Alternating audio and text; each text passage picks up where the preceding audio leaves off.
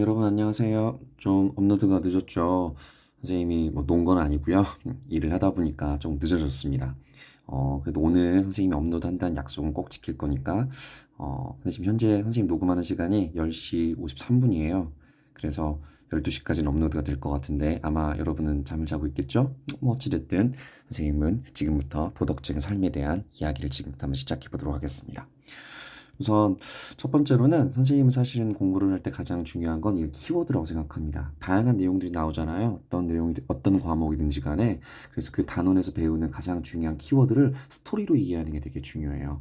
우리가 지금 배우는 단어는 도덕적인 삶이라는 거잖아요. 그러니까 결국엔 도덕적인 삶을 살아야 한다 이런 이야기를 아마 교과서에서는 이야기하려고 한 것 같습니다. 그럼 어떤 식으로 이야기를 전개해 가냐면 처음에는 사람은 어떠한 존재인지, 그러니까 다른 동물과 사람이 어떠한 차이가 있는지, 사람의 특성은 무엇인지 이런 것들 얘기할 거예요. 근데 그렇다고 해서 모든 사람이 사람은 아니라는 겁니다. 사람다운 사람, 그 중에서도 어떤 자율성과 이타성을 가지고 선한 행동을 하는 사람, 그러한 사람들만 우리는 사람다운 사람이라고 이야기하죠.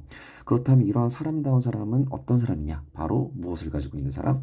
네, 도덕성을 가지고 있는 사람이라는 겁니다. 그럼 이 도덕성의 핵심은 무엇일까? 바로 양심이라는 거죠.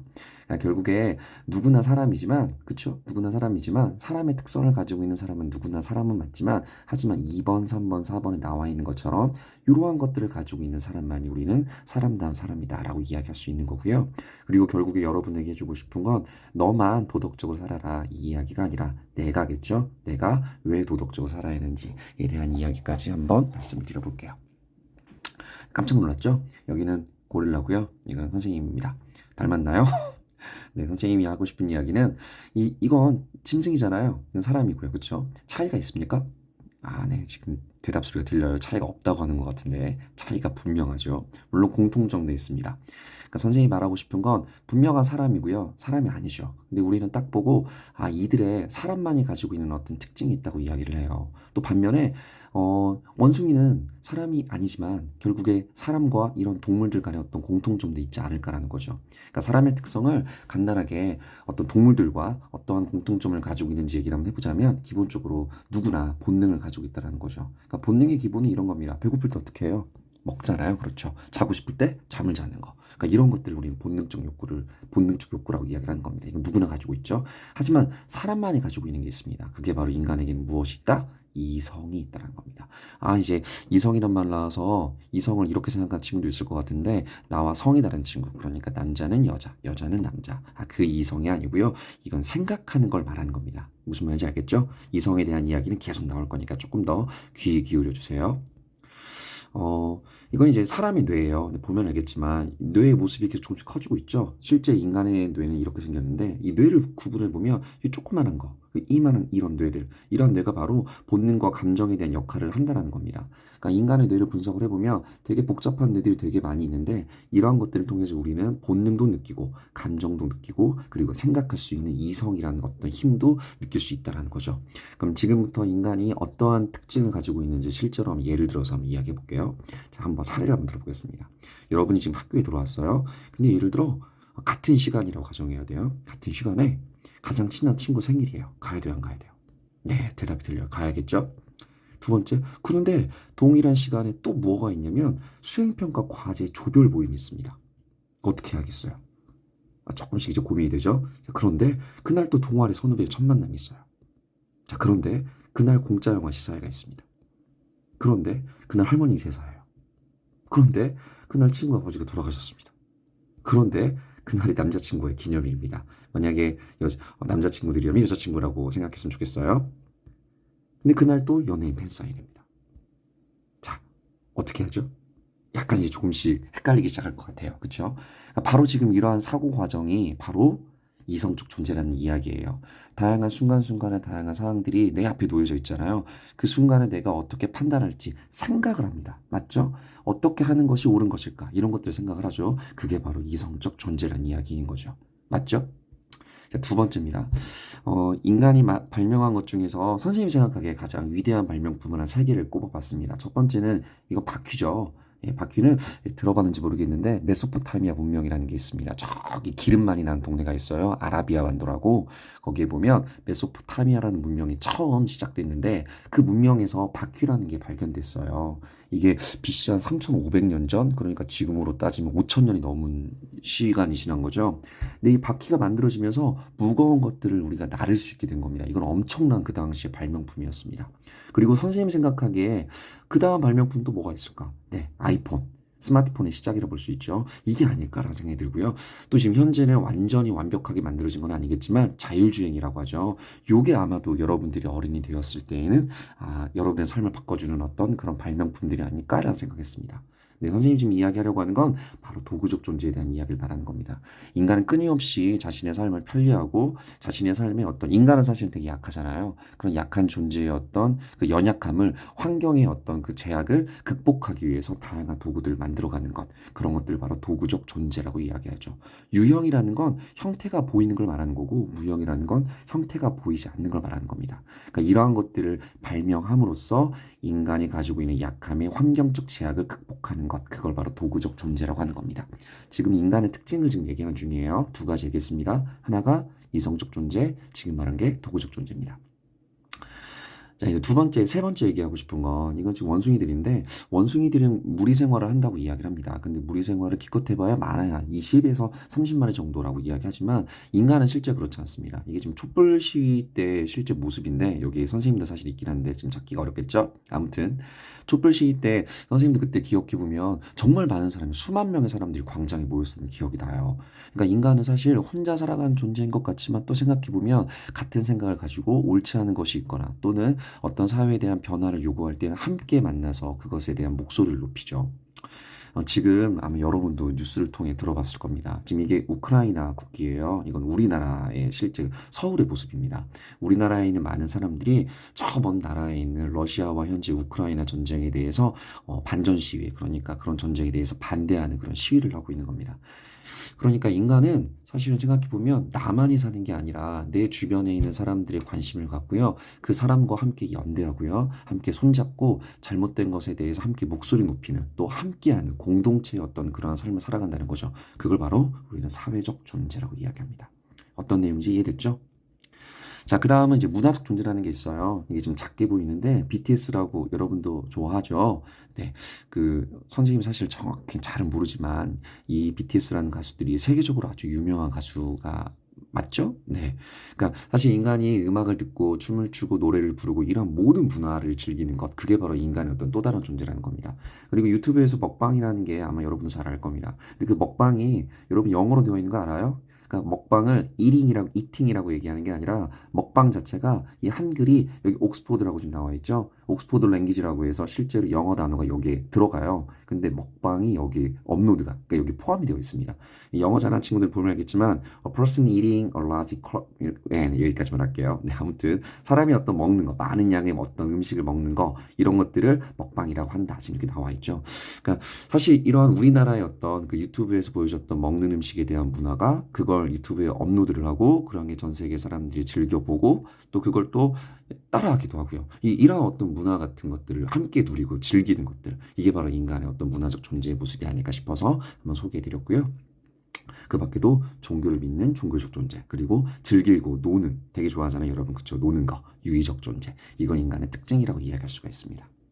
근데 하지만 이러한 인간의 특징을 가지고 있다고 해서 우리는 모두 사람다운 사람이라고 말하지 않아요. 이게 몇 년 전에 있었던 사건이지만 선생님 지금도 사실은 잊혀지지 않는 사건입니다. N번방 박사방 사건이라고 여러분도 알 겁니다. 네, 뭐 설명에 대한 건 더 이상 하지 않을게요. 여러분도 알 거라고 생각해요.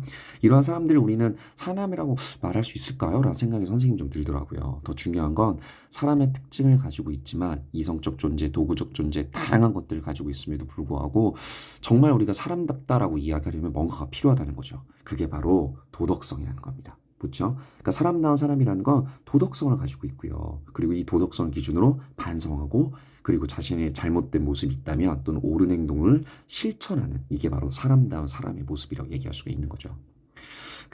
이게 지금 우리나라 대법원에 가보면 네, 티케라는 정의의 여신이 있어요. 여러분 알지 모르겠어요. 네, 서양의 이제 정의의 여신이 대법원의 좀 모습하고 좀 달라요. 실제 대법원에 있는 그 조각상이거든요. 뭐 원래 티케는 여기 칼을 들고 있어요. 칼을 들고 있는데 약간 좀 변형을 좀 했지만 또 이게 안대를 티케는 원래 쓰고 있거든요. 눈을 가리는 거. 근데 뭐 선생님이 말하고 싶은 건 이 티케 그러니까 법원에서 뭔가를 판결을 내릴 때 실제로 어떤 사람이 잘못을 저지르잖아요. 그러면 그 사람이 그 사람을 어떻게 판결을 내리냐 가장 중요한 부분이 이런 거예요. 그 사람이 계속 그런 행동을 했느냐, 고의적으로 했느냐. 그 정말 중요한 게 반성을 하고 있느냐 이런 겁니다. 아까 선생님이 사람다운 사람 얘기할 때 반성과 실천을 얘기했잖아요. 물론 안 넘어가네요. 잠깐만요. 네, 네, 잠깐만요. 네, 넘어갔습니다. 네, 깜짝 놀랐어요. 네.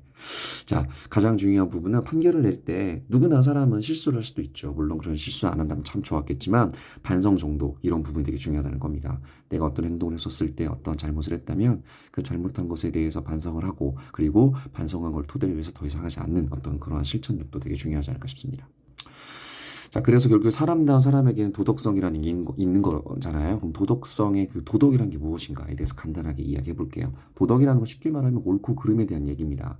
더 쉽게 말하면 해야 하는 것, 하면 안 되는 것 이런 거예요. 그 의미를 보면 사람으로서 마땅히 지켜야 할 도리, 그러니까 해야 하는 것, 하면 안 되는 것 이런 게 바로 도덕이라는 거죠.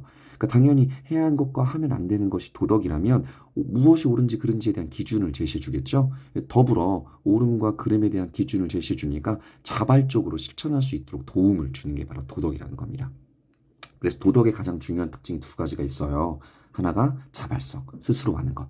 두 번째는 이타성이라는 겁니다. 이는 이롭게 한다라는 말이고요. 타는 다른 사람, 타인을 말하는 거예요. 그러니까 다른 사람을 이롭게 하는 거. 이걸 이타성이라고 하는 거죠. 그러니까 도덕의 가장 중요한 건 자발성과 이타성입니다. 옆에 보이는 얘는 예전에 코로나 있었을 때 어떤 80대의 할머니께서 실제 자기가 한 땀 한 땀 만들어서 그 마스크를 기부했던 사건이 아니라 일이 있었던 거예요. 그 당시에 마스크가 부족해가지고 마스크를 쓰지 못하는 일이 되게 많았었거든요. 그러니까 이런 것들을 보면 이분이 사실 뉴스에 이게 실릴 거라고 생각하고 또는 이걸 통해 어떤 이득이 생길 거라고 생각하고 하신 게 아니잖아요. 그러니까 이런 걸 보고 우리가 와, 멋지다, 대단하다라고 생각하는 건 바로 도덕이라는 게 자발적으로 다른 타인을 생각하는 자발성과 이타성 때문에 가능한 것은 아닌가라는 생각을 해보죠. 그 도덕성에 그렇다면 사람다운 사람은 결국에 도덕이라는 것을 가지고 있다고 이야기했는데 도덕의 가장 중심이 되는 건 바로 양심이라는 겁니다. 아마 여러분이 양심이란 말 들어본 적 있을 거예요. 한번 읽어보면 도덕적으로 올바르게 행동을 하게 하는 마음인 거죠. 마음의 명령이에요. 그래서 양심의 가장 중요한 건 뭔가 잘못했었을 때 죄책감 느끼고 부끄러움 느끼게 하는 거. 이런 걸 바로 양심이라고 이야기하는 거죠. 여러분도 한번 부모님이나 또는 선생님이나 친구들에게 어떤 잘못을 했거나 거짓말했거나 이랬었을 때 막 가슴이 두근두근거리고 이랬던 적이 있었을 겁니다. 그때 그런 게 바로 양심이라는 거죠. 근데 궁금하죠? 그럼 양심이 과연 어디에서 만들어진 걸까? 이게 두 가지 설이 있어요. 선천이란 말이 있고 후천이란 말이 있는데 선천은 그러니까 선천적으로 그러니까 태어나기 전부터 우리는 양심을 가지고 태어난다. 이게 선천이에요. 그러니까 태어나기 전부터 하늘이 우리한테 준 거야. 양심이라는 걸. 이게 선천설이라는 거고 후천설은 뒤웃자예요. 뒤웃자. 나중에라는 말입니다. 나중에 우리가 태어난 이후에 양심이라는 것이 만들어진 거예요. 이게 바로 후천설이라는 거죠. 의미를 다시 보면 선천설은 양심은 선천적으로 그러니까 태어날 때부터 가지고 태어난다 이런 말이고 후천설은 양심은 태어난 이후에 후천적인 어떤 경험과 교육을 통해 만들어지는 거야. 이게 바로 후천설이라는 이야기인 거죠. 이 관련 학설에 대한 건 선생님이 그 수업 시간에 한 번 더 좀 더 자세히 말씀드리긴 할 건데요. 그러니까 결국에 양심이라는 걸 가지고 있다면 당연히 인간은 선해질 가능성이 되게 높겠죠. 그렇다면 맹자라는 사람 들어봤는지 모르겠어요. 공자의 제자이기도 한데 이 맹자라는 사람이 성선설이라는 말을 주장했습니다. 인간의 본성이라는 건 인간의 태어날 때 모습을 말하는 거예요. 인간이 태어날 때 선함을 가지고 있어. 이게 성선설이란 말이거든요. 그러면 태어날 때부터 선함을 가지고 있다면 당연히 인간은 양심을 가지고 태어나는 거 아니겠어요? 그래서 선천설과 관련된 학설이고요. 반면에 순자란 사람이 있습니다. 이 순자란 사람은 인간의 본성, 태어날 때부터 악해. 자, 당연히 태어날 때부터 악하다면 태어났을 때 양심이라는 건 있을까요? 없을까요? 당연히 없겠죠. 그러니까 후에 만들어진다. 그래서 후천설 쪽의 입장인 겁니다. 더불어서 고자라는 사람이 있는데요. 네, 이 사람은 인간의 본성, 태어날 때 없다. 선악이 없다라는 거예요. 그러니까 태어났을 때 아무것도 없는 백지로 태어난다는 거죠. 당연히 백지로 태어났기 때문에 양심이라는 건 존재하지 않겠죠. 그러니까 태어난 이후에 다양한 경험을 통해 선하게 만들어질 수도 있고 악하게 만들어질 수도 있어. 이런 게 바로 고자의 성무설악설입니다. 그러니까 당연히 이런 것들을 보면 순자와 고자의 이야기는 처음에 인간의 양심을 가지고 태어나는 게 아니구나라는 걸 알 수 있는 거죠. 누구의 말이 맞을까요?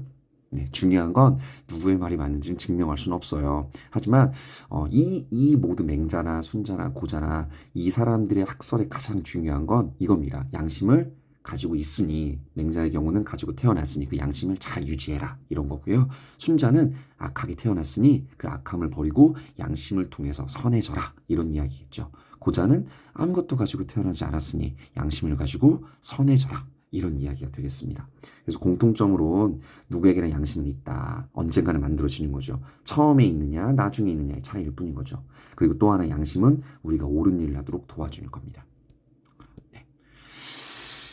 이제 다 배웠어요. 그러면 이제 결국에 사람의 특징을 배웠고, 사람이라고 해서 사람다운 사람은 아니라고 이야기했잖아요. 도덕성과 양심을 가지고 있어야 우리는 사람다운 사람이라고 생각할 수 있습니다. 근데 중요한 건 알겠다고요. 내가 그렇게 하느냐 안 하느냐가 되게 중요하지 않겠습니까? 특히나 지금 여러분은 중학교 1학년에 올라와서 사춘기라는 과정을 겪고 다양한 것들을 경험할 거라고 저는 생각합니다. 이제 그리고 친구들과 다툼이 있을 수도 있고요. 여러 가지 유혹들이 있을 수도 있죠. 그러면서 다른 사람의 잘못에 대한 건 되게 많이 신경을 써요. 하지만 정작 나는 잘하고 있나 잘하고 있지 못하나 내 자신의 모습에 대한 반성은 사실은 잘하지 못하는 경우가 되게 많습니다. 한번 여러분이 생각해 봤으면 좋겠습니다. 정말 도덕적 행동을 하면 손해일까요? 라고 생각해 보세요. 선생님이 이건 방금 검색한 거예요. 여러분 연예인 좋아해서 학교 폭력과 관련된 연예인들 조사했는데, 물론 이 중에는 그 관련성과 떨어지는 분들도 있을 거라 생각합니다. 근데 중요한 건 아주 높은 위치까지 올라갔다가 자신의 어떤 도덕성, 학교 폭력과 관련된 어떤 사건들로 인해서 자신의 어떤 그 모든 것들이 잃어버리는 사례들이 너무나도 많다는 거죠. 그러니까 생각해 보면 우리가 다른 사람에게 해악이나 악을 끼치면 안 된다. 도덕적으로 살아야 한다. 이게 사실 되게 따분한 소리처럼 느낄 수 있지만 사실 한 번뿐인 삶이잖아요. 선생님이 또 지난번 학교폭력 예방교육 때도 말씀드렸었죠. 한 번뿐인 삶이고 내 인생을 살아가는 단 한 번의 삶이기 때문에 결국 중요한 건 내가 내 자신에게 손해가 된다면 이건 정말 얼마나 슬픈 일이 되겠어요. 그러니까 여러분들의 삶을 위해서라도 사실 도덕적인 행동은 필요하지 않을까라는 게 선생님 생각입니다. 내가 도덕적이 하는 일 간단하게 설명드릴게요. 결국에 나와 사회에 더 큰 이익이 됩니다. 반대로 말하면 도덕적이지 못하다면 누군가에게 피해를 주거나 누군가에게 해악을 끼친다면 여러분과 사회에 큰 어떤 치명적이고 손해를 줄 수 있다는 겁니다. 딱 한 번의 여러분의 삶이잖아요. 그러니까 한 번 더 생각해 봤으면 좋겠습니다. 내가 지금 누군가에게 피해를 주고 있지 않은지, 누군가를 고의적으로 힘들게 하고 있지는 않은지 정말 고민하셔야 하고요. 만약 이렇게 하고 있다면 지금 당장 멈추셔야 돼요. 그 누구보다 여러분 자신을 위해서인 거죠. 자, 두 번째는 도덕적 행동 사람의 의무이기 때문입니다. 마지막은 행복한 삶을 살 수 있는 점점점점이라고 이야기했죠. 거짓말하거나 잘못하면 내가 돈을 아무리 많이 벌어도 사실 마음이 흔들리고요. 마음이 콩닥콩닥거려요. 가장 중요한 기본이라고 저는 생각합니다. 선행까지 생각하진 않아요. 더 중요한 건 타인에게 피해를 주지 않는 것, 그리고 누군가로부터 비난받지 않는 것, 손가락질 받지 않는 것, 이 정도만 돼도 사실 우리가 사회를 살아갈 때 여러분의 삶에 그 정도만 되더라도 선생님은 충분하지 않을까라는 생각도 해봅니다. 이제 끝났고요. 사실 좀 너무 길었죠. 10분 내로 끝내려고 했는데 벌써 18분이 되고 있습니다. 네. 선생님의 영상 끝까지 잘 봐주시고요. 이제 다음 시간에는 이 내용을 토대로 해서 다양한 게임 그리고 재밌는 수업 진행할 거니까 영상 재밌게 잘 봐주세요. 네, 여기까지 할게요. 여러분 안녕.